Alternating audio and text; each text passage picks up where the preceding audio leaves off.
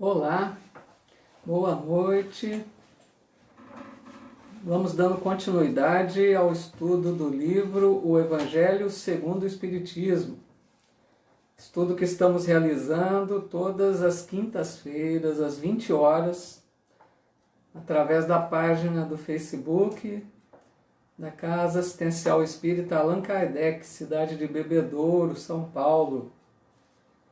Sejam bem-vindos.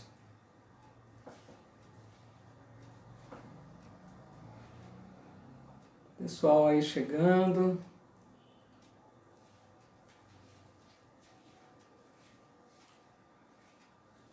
Hoje nós vamos estudar o capítulo 16, cujo título é Não se pode servir a Deus e a Mamon. Então a Elaine Zuff já aqui com a gente. Boa noite, Elaine. O Antônio Luiz Carone. Boa noite, sejam bem-vindos.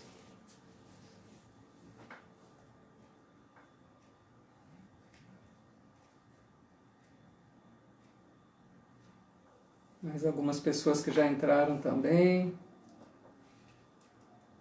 A gente percebe sempre os amigos que acompanham com a gente esse estudo, estão sempre presentes. É uma alegria para nós. Esse capítulo de hoje, nós vamos estudar referente à questão dos nossos apegos, apego principalmente ao dinheiro. É um capítulo interessante que vale a pena a gente dar uma atenção também. A Shirley Santana também, desejando boa noite a todos aí. A Zaide. Muito bom, muito legal, sejam bem-vindos. Estamos aguardando apenas um minutinho para que a gente inicie, sempre entra uns minutos antes, para dar tempo de que algumas pessoas mais possam acompanhar também.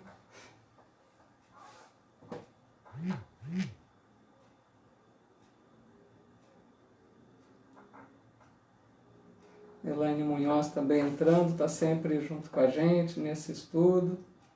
Muito bem-vindos. Bom, então, eu vou convidar vocês inicialmente para que a gente possa fazer a nossa prece. É sempre importante a gente iniciar com uma prece, qualquer atividade. Então vamos nesse momento buscar um contato com o plano mais alto da vida, buscarmos um contato maior com Deus, nosso Pai, pedindo a Ele a sua proteção, seu amparo, que Deus nos ilumine nesta hora. É muito importante quando nós fazemos um estudo, principalmente do Evangelho, que nós estejamos amparados pela espiritualidade amiga, para que a gente possa receber esses ensinos com uma maior profundidade em nossas almas, que a gente possa sentir esses ensinos tocando em nossa alma, para que eles representem algo importante na aplicação diária por nós mesmos. Porque é muito importante que nós coloquemos em prática esses ensinos que vamos recebendo do Evangelho principalmente. Então que Deus nos abençoe, nos ilumine, para que a gente possa receber esse ensino com bastante atenção, dando bastante importância para ele. Rogando desde já que Deus nos abençoe, abençoe nossos lares, nossa família, para que permaneçamos na sua santa paz. E assim vamos iniciando, desejando muita paz a todos. Muito bom, então. Pessoal, como disse, então, hoje nós vamos estudar o capítulo 16 não se pode servir a Deus e a Mamon. Aqui também chegando a Maria Helena Butião, nossa amiga sempre presente também, desejando boa noite, Ana Lúcia, Olívio, a Zuleide Carvalho também, muito bom. Pessoal, então vamos começar o nosso estudo de hoje. Logo no início do capítulo, Allan Kardec sempre apresenta alguma citação do Evangelho, né? Do Evangelho que está na Bíblia, do Evangelho tradicional. Então ele está citando aqui nesse capítulo um trechinho que está no Evangelho escrito por Lucas. E Allan Kardec intitula assim esse tópico, Salvação dos ricos. Então diz no Evangelho, ninguém pode servir a dois senhores, porque ou odiará a um e amará a outro, ou se prenderá a um e desprezará o outro. Não podeis servir simultaneamente a Deus e a Mamon. Essa citação pode ser que não seja tão conhecida de todos, um capítulo um pouco diferente, né? Vamos esclarecer primeiro que essa expressão Mamon, porque nesse trecho do Evangelho parece que está dizendo, comparando entre Deus e como se fosse uma outra divindade. Mamon não representa uma outra divindade.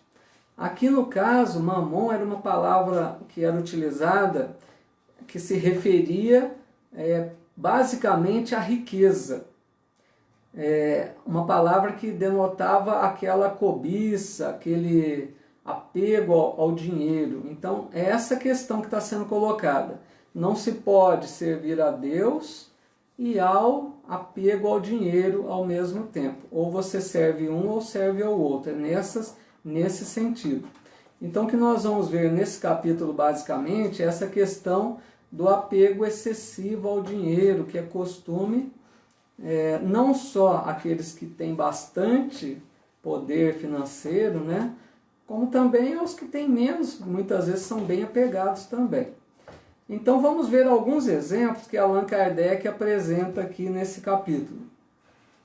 No item 2, então, logo em sequência, ele apresenta um trecho que está no Evangelho de Lucas, Marcos e Mateus, nos três. Diz assim, então aproximou-se dele um mancebo, um moço, né? E disse, bom mestre, que bem devo fazer para adquirir a vida eterna? Respondeu-lhe Jesus, por que me chamas bom? Bom só Deus o é. Se queres entrar na vida, guarda os mandamentos. Que mandamentos? Retrucou o mancebo. Disse então Jesus, não matarás, não cometerás adultério, não furtarás, não darás testemunho falso, honra teu pai e a tua mãe, e ama a teu próximo como a ti mesmo. Então, quando o moço ouviu essa colocação de Jesus, ele disse então a Jesus, mas mestre, eu já tenho seguido todos esses mandamentos. O que mais eu preciso fazer? Jesus, que sempre conseguia ver a alma das pessoas, conseguia perceber onde estava o ponto fraco de cada um, Jesus então diz assim a ele, vai, vendes tudo o que tem, dá aos pobres, e aí você terá um tesouro no céu. E depois você vem e segue-me. Aí quando Jesus disse isso, aquele moço mostrou um semblante triste, virou-se e tomou o rumo de sua casa. Porque ele percebeu que ele não conseguiria fazer isso que Jesus lhe colocava. E vejamos que esse homem, esse moço, era um moço bom, muitas virtudes, mas ele tinha esse problema, porque ele tinha muitas posses e ele estava por demais apegado às suas posses.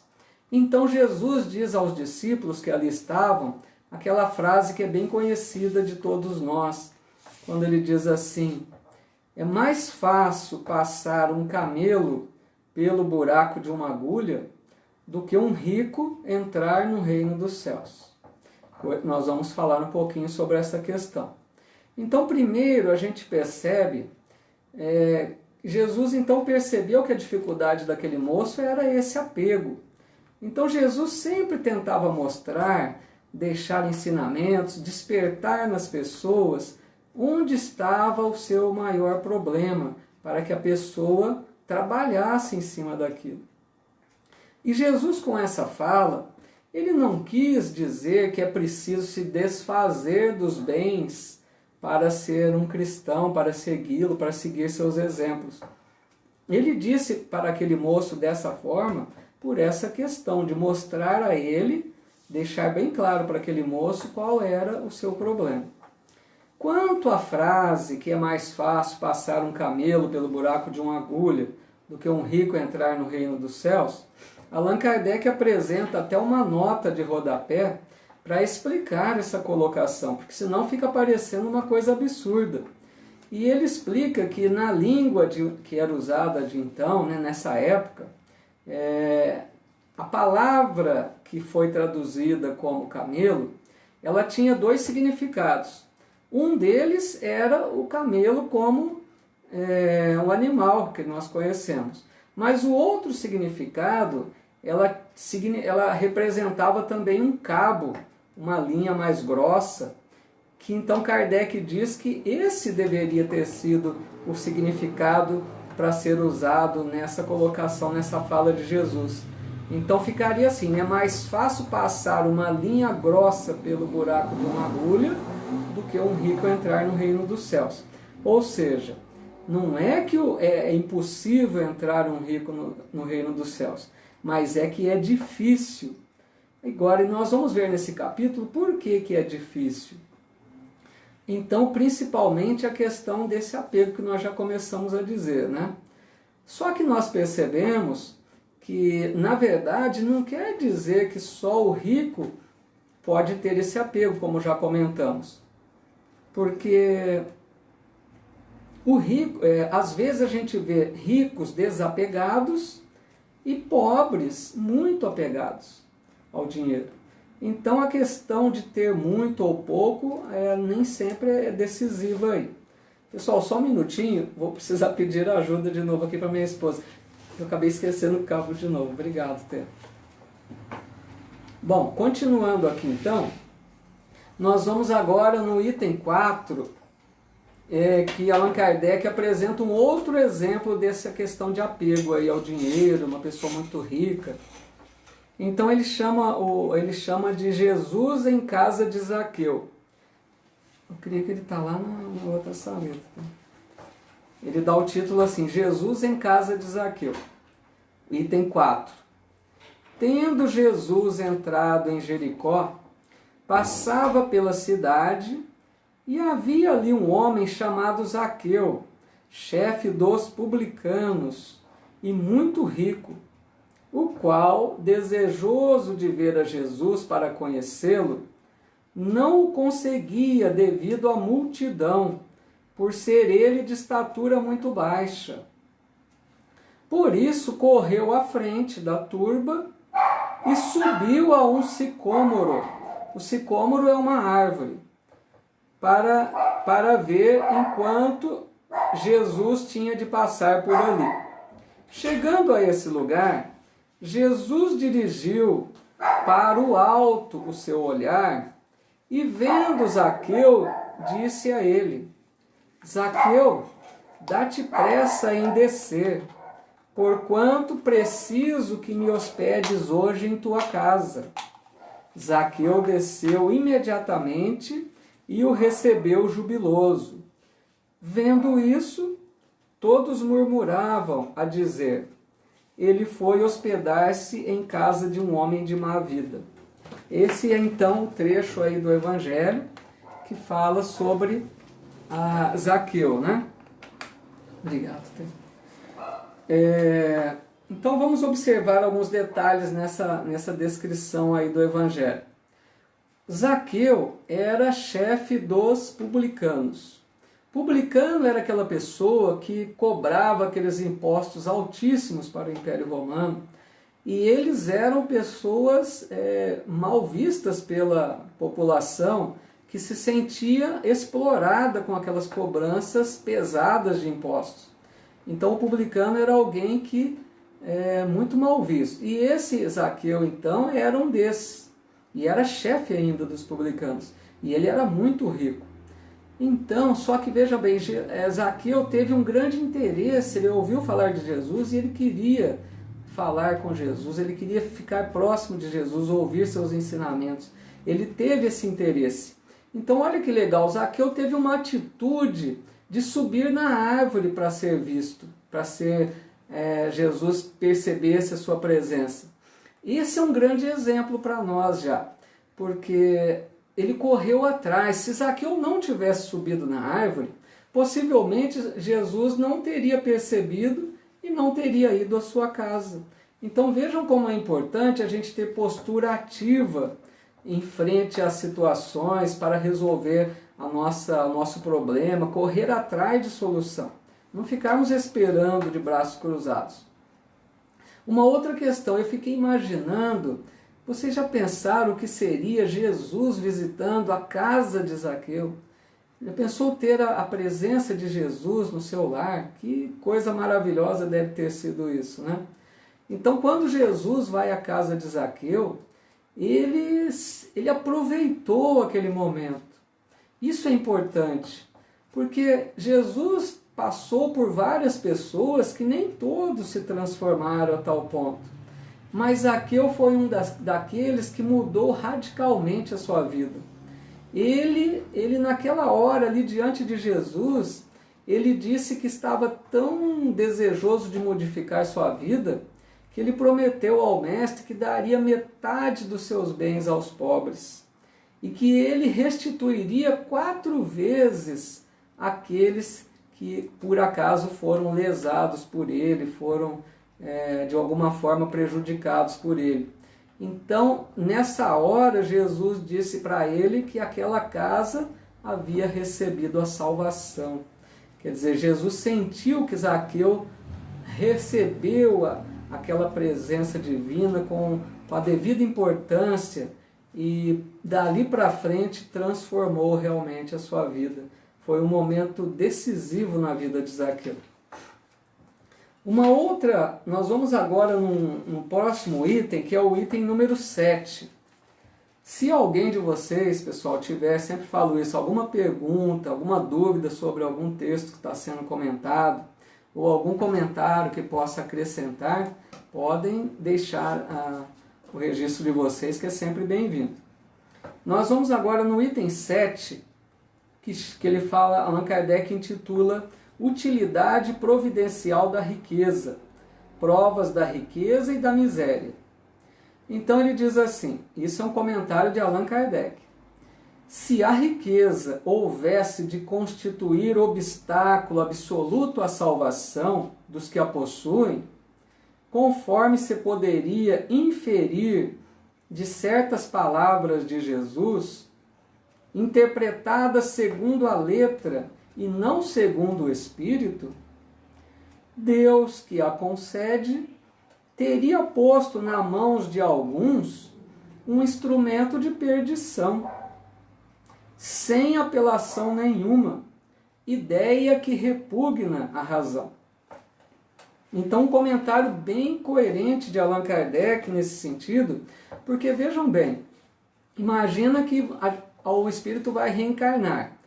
Se ele já estaria determinado que naquela existência ele teria uma fortuna, uma riqueza material de recursos financeiros, e se ele soubesse que aquela fortuna iria representar algo de muito mal na sua vida, porque depois, ao retornar ao plano espiritual, ele voltaria numa situação ruim, é lógico que esse espírito não ia querer uma situação dessa. E Deus não seria injusto de cometer um ato dessa, pois Deus é a bondade absoluta, o amor supremo. Então nós precisamos entender que o detalhe é que a riqueza, a fortuna é uma prova perigosa, é uma prova difícil, que nem todos conseguimos lidar bem com ela. A gente deve pensar que, como nós somos reencarnacionistas, nós podemos imaginar que provavelmente no passado pode ser que já tenhamos vivenciado essa experiência com a fortuna, ou que venhamos a ter essa prova em nossa vida algum dia. Então são experiências que nós atravessamos, é uma prova. É uma prova porque nós precisamos ver como nós vamos lidar com esses recursos, né? E aqui Allan Kardec diz que as tentações que gera o dinheiro em excesso, né? Uma fascinação que ele exerce na gente. Ele vai despertar o orgulho, o egoísmo naquela forma de uma ganância, desperta toda uma questão de uma vida sensual, material, porque a pessoa fica apegada apenas aos prazeres da matéria. Ela pode comprar o que ela pretende, ela é uma pessoa que muito provavelmente não precisa se dedicar ao trabalho, porque tem recursos para se manter tranquilamente. Então ela corre o risco de ter uma vida mais ociosa. Não estou dizendo que isso é regra, mas pode acontecer. Porque nós vemos, como disse já de início, que existem muitos ricos, humildes, que não têm apegos, que trabalham, que se dedicam, que fazem bom uso do seu dinheiro. Então aqui nós estamos analisando uma situação que é possível, mas que não é uma regra. Por isso que essa riqueza, essa fortuna é uma prova difícil. E a gente até vê como é estranho, porque aqui quando nós estamos encarnados, se a gente fizer uma pesquisa para perguntar para muitas pessoas, eu creio que a grande maioria desejaria ter uma fortuna. Então não vê aqui encarnado essa grande fortuna como algo perigoso, como uma tentação. Quer pensar apenas em usufruir tudo aquilo que a fortuna pode oferecer, né? Então a gente vê como a visão do espírito é uma e a visão do encarnado às vezes é outra. Então Allan Kardec diz que aquele moço da parábola, ele tinha muitas virtudes, como comentei, né? Mas ele não tinha a verdadeira caridade, que é a abnegação. Ele não deixava às vezes de pensar em si, pensar no outro, ele era muito apegado então. E continuando nesse item 7, um pouquinho à frente, eu vou ler um outro trechinho que é bastante importante. É o 5º parágrafo, que diz assim: se a riqueza somente males houvesse de produzir, Deus não a teria posto na terra. Compete ao homem fazê-la produzir o bem. Se não é um elemento direto de progresso moral, é, sem contestação, poderoso elemento de progresso intelectual. Então vejam que interessante, né?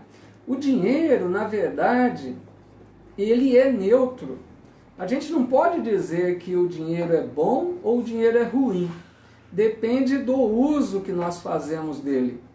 Porque a gente pode analisar que o dinheiro pode ser usado para algo ruim, né?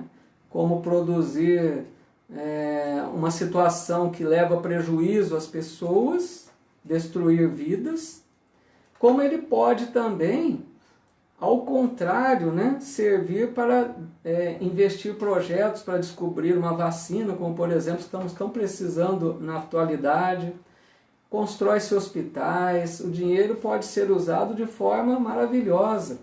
Então vejamos bem que é o emprego que se faz do dinheiro que vai determinar se ele é bom ou ruim. O dinheiro por si só é neutro.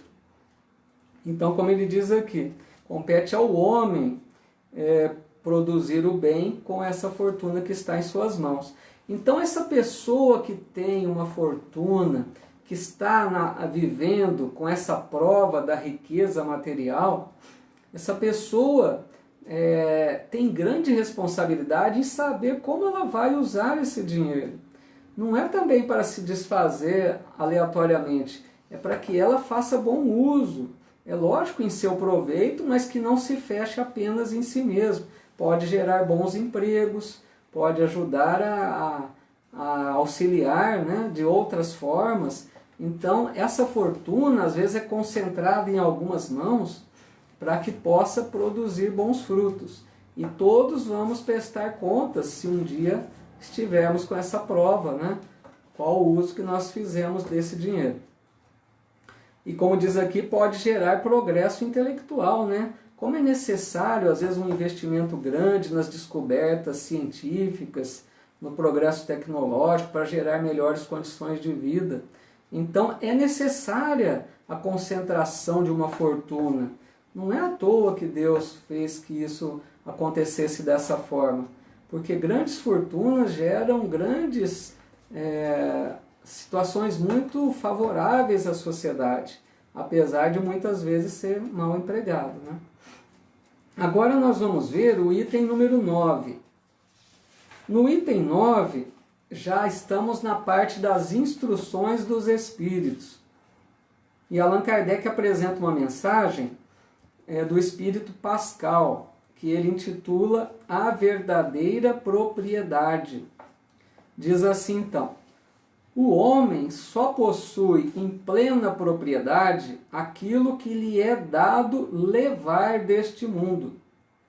Do que encontra ao chegar e deixa ao partir, goza ele enquanto aqui permanece.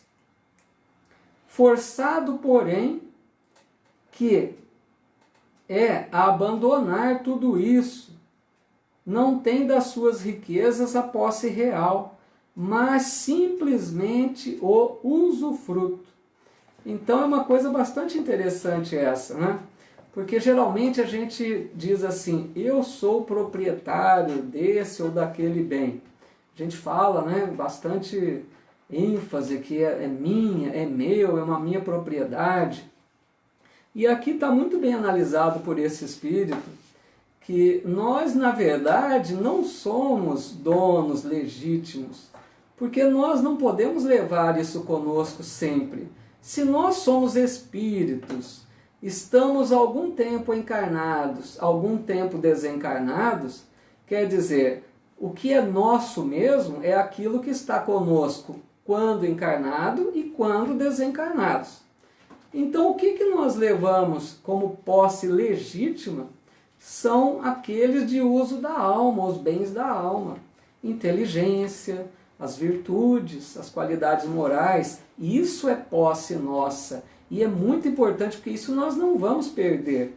Tudo aquilo que nós conquistarmos de inteligência, de conhecimentos, de virtudes, de bagagem moral, isso nós vamos levar, é patrimônio nosso e nós não perdemos isso. Quando a gente recomeça uma próxima existência, partimos daquele ponto onde já conseguimos chegar. Por isso que a cada nova existência, estamos sempre um passo à frente, sempre progredindo, porque vamos trazendo essas bagagens. Agora, os bens materiais, aqueles que são uso do corpo, nós desfrutamos enquanto estamos aqui encarnados. Por isso que esse espírito usa até a palavra usufruto. Né? Usufruto é aquele que é seu enquanto você está vivo, que é o termo, né? Encarnado, enquanto você está na matéria. Então a gente utiliza dos bens que são, na verdade, empréstimos de Deus. Por isso que é muito importante saber como nós estamos utilizando esses bens, que não deveria ser apenas para o nosso proveito, mas também do nosso semelhante, que a gente possa, de alguma forma, oferecer para o proveito de outros também, se nós temos algo em abundância, né? Então ele diz aqui mais à frente, que no mundo espiritual, ninguém vai perguntar se você tinha muitas posses ou não, que posição você ocupava. O dinheiro não vai fazer nenhuma diferença, né, se tinha pouco ou muito, mas vai importar como você viveu, que quanto de bem você realizou, né? Bom, e agora então nós vamos no item número 12, No item 12, está dentro de um tópico que Allan Kardec chama de emprego da riqueza. Ele está apresentando algumas mensagens psicografadas. E essa mensagem, que vou ler uma frase, é ditada por um espírito protetor. Às vezes os espíritos se manifestavam na época de Kardec e não deixavam um nome que identificasse, porque às vezes não eram conhecidos de nós, encarnados da época. Então, e também os espíritos mais elevados têm uma humildade que eles não se preocupam em receber as glórias, em receber elogios, como é comum com a gente. Eles ditavam a mensagem e não se preocupavam em identificar, diziam lá um espírito protetor, um espírito amigo.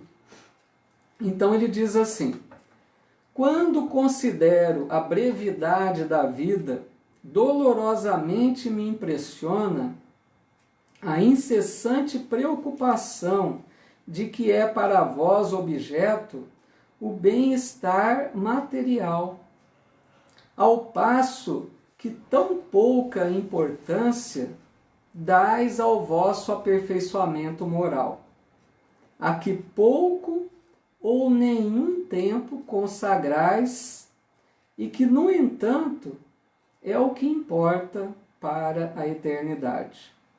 Então, olha que alerta importante que esse Espírito nos traz, porque ele começa dizendo sobre a brevidade da vida, que a gente fala sempre, né? Uma vida aqui encarnados de 80, 90, que seja 100 anos, é muito pouco diante de uma eternidade. Eles dizem que é um piscar de olhos, é uma coisa muito rápida para os olhos do Espírito. E às vezes a gente se agarra tão desesperadamente nessa vida, querendo aproveitar tudo que ela pode oferecer, e às vezes nos comprometemos espiritualmente. Então, como ele diz aqui, nós temos às vezes uma preocupação excessiva com o bem-estar material. E é comum, a gente percebe isso, né? Como que às vezes pessoas elegem como prioridade o seu bem-estar material. Precisa trocar sempre de carro, precisa trocar de casa, precisa comprar mais, e sempre quando atinge um objetivo já pensa em outro. A gente vai criando necessidades exageradas. E o pior é o que ele diz aqui em seguida, né? Que pouco ou nenhum tempo consagramos ao aperfeiçoamento moral. Então ele diz que às vezes a gente se preocupa tanto com os bens materiais, em ter, em conquistar, que nós deixamos de cuidar da nossa essência espiritual, do nosso aperfeiçoamento, que deveria ser a nossa meta principal. Porque pensem bem, depois de uma existência, quando nós retornamos ao mundo espiritual, como que nós vamos voltar se nós, ao percebermos que estamos findando a existência, pouco demos de importância à nossa melhoria espiritual e muito estivemos preocupados com o bem-estar material? Vai ser um desespero, que eles dizem que muitos espíritos chegam ao mundo espiritual nessa situação dolorosa, arrependendo-se profundamente de como viveram a sua existência passada. Então é um alerta bastante importante. Como digo sempre, não é nada contra que a gente não possa ter lazer, direito a desfrutar dos bens do mundo. É lógico, isso é natural, é um direito nosso. Quando a gente trabalha, conquista, faz por merecer, é um direito. O grande problema é que eles dizem sempre, dedicar-se só a conquistas, a desfrutar a vida e se desligar da parte espiritual. Que a gente saiba fazer com equilíbrio isso, né? E agora nós vamos então, para finalizar, no item número 14, que tem mais uma mensagem espiritual ditada por Lacordaire. Ele diz então sobre desprendimento dos bens terrenos. E ele diz então, eu não vou ler o início da mensagem, eu vou bem lá para frente, uma mensagem longa, depois se vocês quiserem ler completa, Vou pegar uma frase dele que eu achei interessante para a gente comentar um pouquinho. Então diz ele: o desapego aos bens terrenos consiste em apreciá-los no seu justo valor, em saber servir-se deles em benefício dos outros, e não apenas em benefício próprio, em não sacrificar por eles os interesses da vida futura, em perdê-los sem murmurar, caso apraza a Deus retirá-los. Então aqui já comentamos até um pouquinho disso, né? Mas ele fala que a gente saiba apreciar os bens terrenos no seu justo valor. Ou seja, que nós não atribuamos aos bens terrenos um valor maior. Às vezes a gente valoriza mais um bem material do que alguém da nossa família, por exemplo, do que um relacionamento, do que algo da conquista moral, da conquista afetiva. Então, por que a gente precisa estar atentos a isso? Qual é o valor, qual é o peso que nós estamos atribuindo aos bens materiais e analisando qual o valor que eles deveriam ter em nossa vida, né? E ele alerta também saber servir-se deles em benefício de outros também, como já comentei um pouco. E não sacrificar por eles os interesses da vida futura, que também comentamos um pouquinho dessa questão, né? E aqui ele termina então dizendo que se for da vontade de Deus que a gente venha a perder esse patrimônio, esses bens, que a gente não caia em reclamação, né?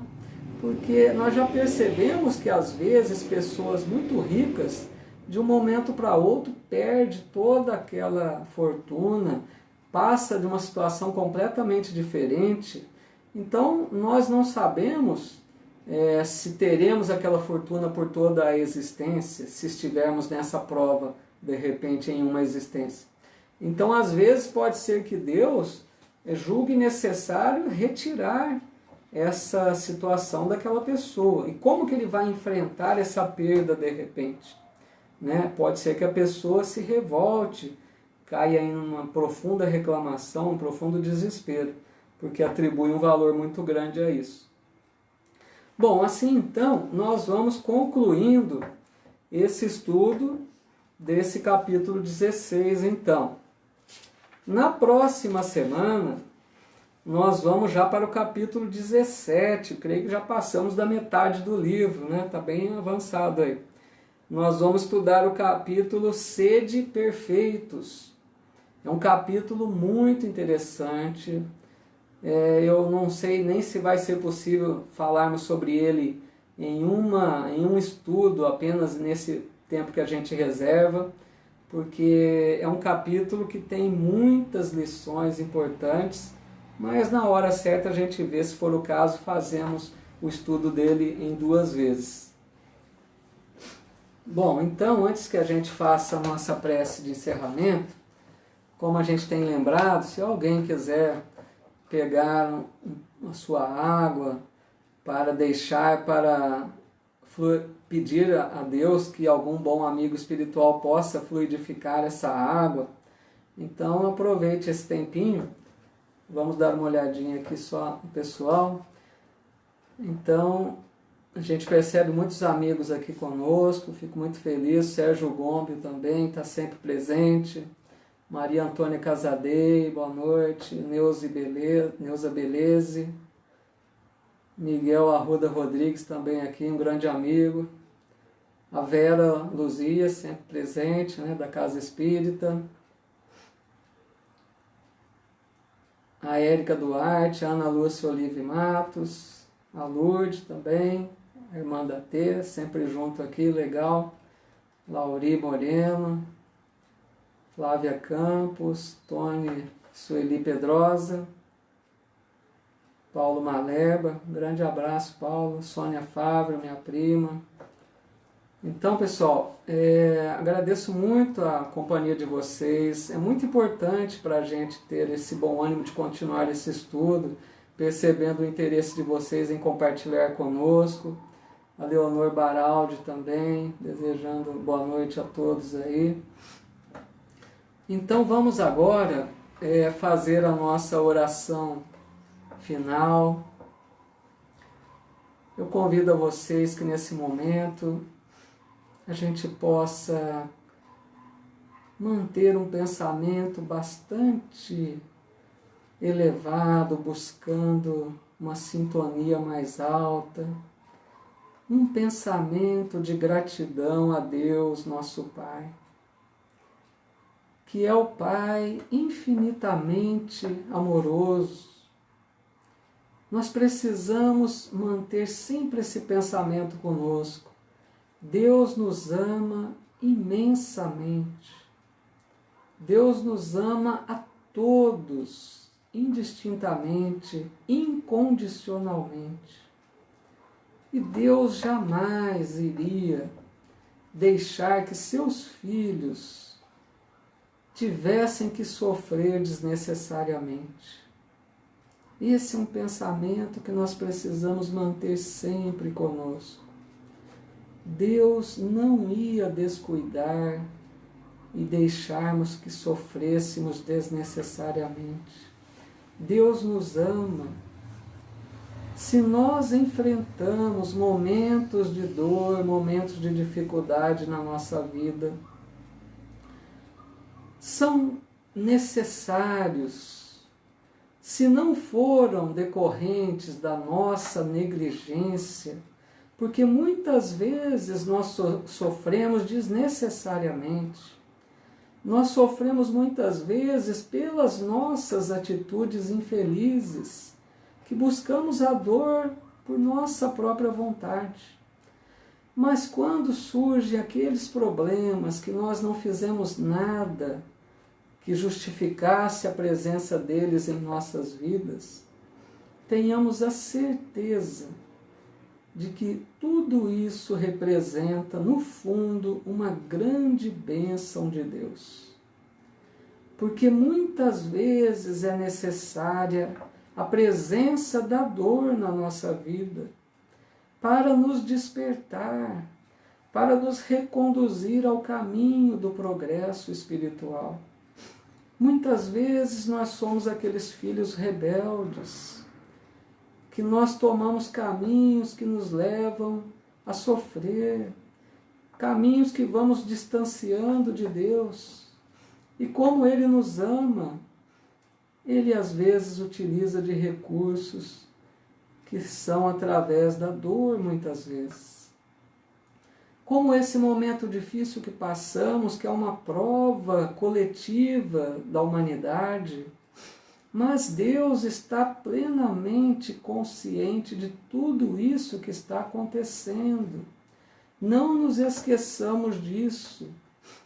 Deus poderia, se Ele quisesse, retirar tudo isso. Não vamos pensar que Deus não é capaz de fazer isso. Mas se Ele permite que isso continue desta forma, é porque tem uma grande necessidade, uma grande lição e gerará um grande proveito em consequência de tudo isso. A nossa fé representa em entender e acreditar nisso, de que Deus só quer o nosso bem, para que a gente se mantenha numa postura de serenidade, sem pânico, sem medo, entendendo que estamos atravessando sim um momento difícil, que temos que fazer tudo o que está ao nosso alcance, não é cruzar os braços. O bom espírita é aquele que segue as recomendações que são passadas. Não adianta também dizer que Deus vai nos livrar de tudo, não é isso. Temos que fazer a nossa parte. Mas daí a entrar em pânico, em desespero, já é outra questão. Que a gente faça a nossa parte e mantenhamos essa fé, essa certeza de que Deus olha por nós. E que é uma fase e vai passar. Que a gente supere isso da melhor maneira possível. Então vamos agradecer a Deus pela nossa vida, pela nossa família, pelos companheiros, pelos familiares que temos em nossa vida. Agradecer pela doutrina espírita que nos ilumina, que nos mostra o caminho, que nos consola, que nos orienta. Quantas bênçãos que nós temos! Cada um de nós, com certeza, temos muitas bênçãos para agradecer. Então, a nossa gratidão a Deus, a Jesus, que é o nosso mestre, governador espiritual do planeta. E agradecemos também aos espíritos amigos que Jesus envia por toda parte, que estão sempre nos ajudando, nos auxiliando. Que Deus abençoe os nossos lares, que nesse momento um bom espírito com certeza está fluidificando as nossas águas, que possamos tomá-las recebendo aquela boa energia, o remédio necessário que deixaram para nós, o amparo espiritual. Obrigado, Deus nosso Pai. Obrigado, Jesus, mestre amigo, por tanto que nos oferece. Sustenta, Senhor, a cada um de nós, para que nós possamos nos manter firmes, serenos, com bastante fé, e possamos dar um bom exemplo daquele que confia, daquele que sabe que tudo está no seu devido lugar. Em nome de Deus, nós vamos encerrando o nosso estudo, a nossa atividade desta noite.